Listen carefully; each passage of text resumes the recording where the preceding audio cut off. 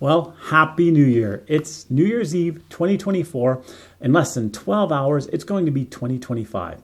I'm here at my studio. I'm doing some work, and I thought I would share with you some things that you can do to improve your photography in the next year. It's not hard. It's simple steps. It's not costing you a ton of money. It's not costing you a ton of time. But these steps will help you to get better at photography and to enjoy your photography more. And whether you want to be a hobbyist, whether you want to be an amateur, a professional where you make tons of money from photography, this will apply to you in all areas. So first of all, who am I? Why do I do these videos? Well, my name is Mike Patterson, and as of 2025, I've been in photography for 40 years, and I make my living exclusively from photography. I'm an award-winning photographer. I run a studio. Not only do I run a studio, I run a photo lab, and I also teach photography around the world, mentoring photography students in all different areas, whether it be nature photography, wildlife photography, wedding photography, whatever it is. And I like to share with you how you can enjoy photography because I love photography. Now, before we get into the video, click on the like button down below, click on the subscribe, that little bell notification, and let's get into it. So what are some of the things that you can do to improve your photography in 2025? Well, these are things that I do, and these are also things that I deal with from my students and from my customers daily, explaining to them how they can, enjoy photography more. Number one, the big one is get yourself organized. Simple thing. Get an external hard drive, back up your files, put all 2024 files on the drive, start organizing them if they're not organized already, get a new drive for 2025, and stay organized. Number one issue, big issue, photographers, no matter whether they're hobbyists or they're professionals, losing images, having trouble finding images, not able to find an image. It's constant with people. Well, I can't find it. I thought I had it. Get yourself organized. Now, you don't have to spend 40, 60, 80, 100 hours in one giant block to get organized. But start organizing things now. Spend an hour here, 2 hours there, 3 hours there, and 20 minutes there. Whatever it is, spend time to start organizing yourself. And once you start organizing last year or previous years, make sure you're staying organized for this year. Don't throw all your files in just in one folder. Don't say, I'll get to it tomorrow. Take the time to get organized. All right. Number two, learn a photo editing program. And I don't care what editing program you use, whether it's Lightroom, whether it's Adobe Photoshop, whether it's GIMP, whether it's ACD-SEE, their version, I don't care what you learn. But learn to use it and learn to use it properly. Again, huge issues with customers coming in that have destroyed, and I mean destroyed, files. They've cropped them wrong. They're too low resolution. They've done this, they've done this, they've done that. And they've just ruined it. Learn to correctly use an editing program so that your images have the impact you want, that you're not destroying your images, and that whether it's a hobby or whether it's your business, that your images are useful to you and your clients or your clients.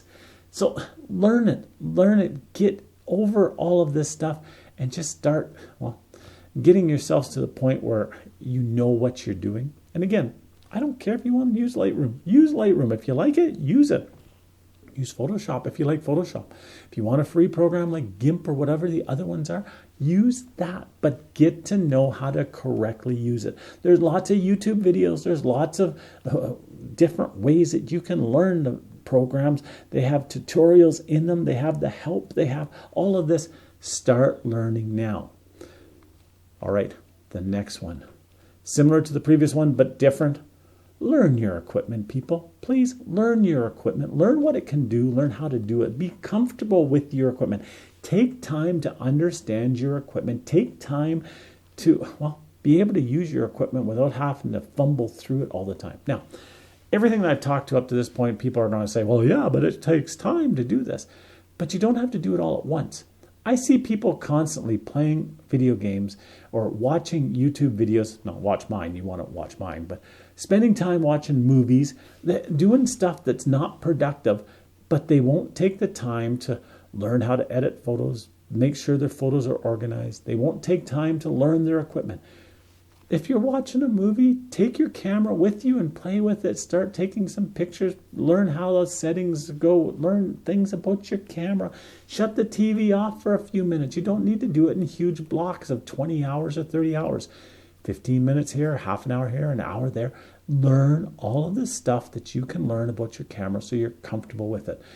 By doing that, you'll not only take better pictures, but you'll also be more comfortable when taking pictures. All right, the next one. Challenge yourself, whether you do it daily, weekly, monthly, whatever it is, but challenge yourself to take better pictures. Now, again, it doesn't have to be anything big. You can take your camera, you can go in your living room, if you have a plant in your living room, or if you have something in your living room, maybe even a Christmas tree, and you can start snapping some different pictures, trying different things. What does it mean for slow shutter? What does it mean for a faster shutter? What does this do? What does that do? Challenge yourself to get better pictures. Challenge yourself to get stuff that you're not able to get before. Learn what lighting does. Learn how light affects shadow. Learn different things about shadow. Learn how to get better pictures by challenging yourself to take different pictures. It works. It really does. I'm not big on these, a picture a day for 365 days or a picture a week, but get into something like that and keep it up. Don't be like these fitness people who go out and buy a membership to the fitness club today or tomorrow, and then they don't ever show up. Do something small to challenge yourself to take better pictures. It really does make a difference. All right. The next one, and this is similar to the previous one, but completely different. Actually get out and take pictures. And this may sound weird, but I know a lot of photographers, I hear from a lot of photographers that say, yeah, tomorrow I will. Now, I understand when there's health issues. I understand when there's finance issues. I understand when there's work issues, whatever. I understand all of that. But at the same time, I don't understand, if you want to take pictures, why you're not getting out and taking pictures. Sure, it may mean that you can't stay up till 3 a.m. watching a movie, or you can't go and hang out with your friends if you also want to be taking pictures of the northern lights or the eclipse or whatever, or you want to go to an area to take wildlife pictures. I understand that there's challenges with this, but unless you challenge yourself to actually get out and take the pictures, you will never get out and take the pictures. I've heard this saying over the years, and it's like, everything is geared to slow down. If you throw a rock down a hill, it's going to slow down. If you start moving, it's harder to keep moving because everything is pushing you to stop. But you need to push it. You need to challenge yourself. You need to get out there.